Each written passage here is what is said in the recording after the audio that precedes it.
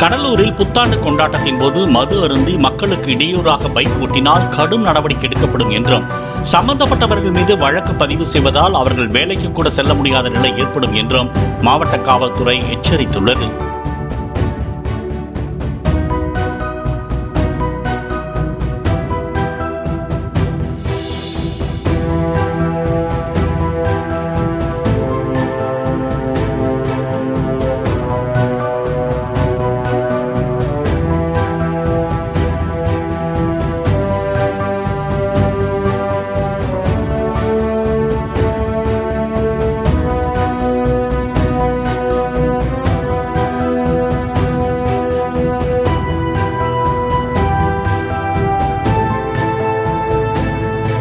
Play store மற்றும் app ஸ்டோரில் இருந்து பாலிமர் செயலியை QR கோடு மூலம் பதிவிறக்கம் செய்யுங்கள்.